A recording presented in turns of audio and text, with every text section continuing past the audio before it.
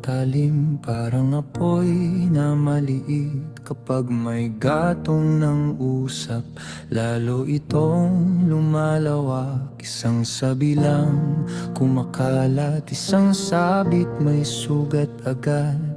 Ang simpleng hinala nagiging sigalot. Kung may pabulong na apoy, lalong lalaki ang gulo. Kung may salitang di totoo, may masisira sa dulo.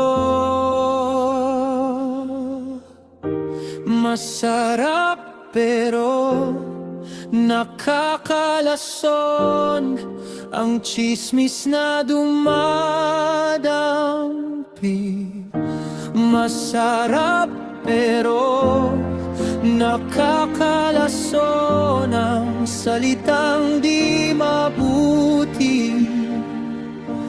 Tigil ang apoy, tigil ang gulo, tigil ang dila na walang totoo.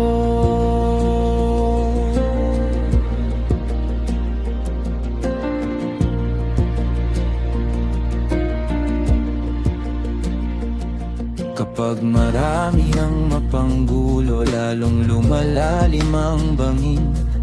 Mga pusong dati ay payapa, nahati at nahihimbing. Kung ang usap ay may lason, pati tiwala'y nalalaglag. Kaya bantayan ang bibig bago may mapahamak.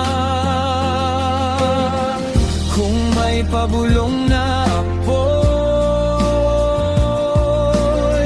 lalong lalaki ang gulo.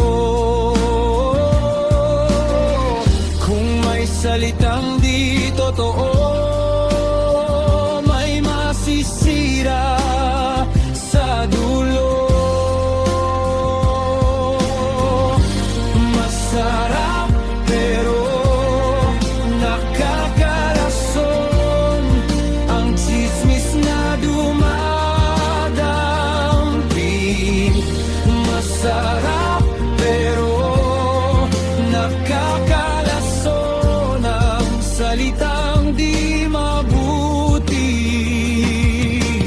Tigil ang apoy, tigil ang gulo, tigil ang dila na walang totoo.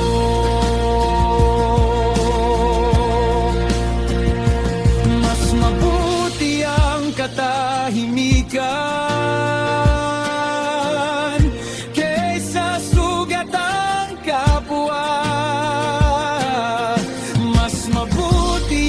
katotohanan kaysa matang nabubulagan.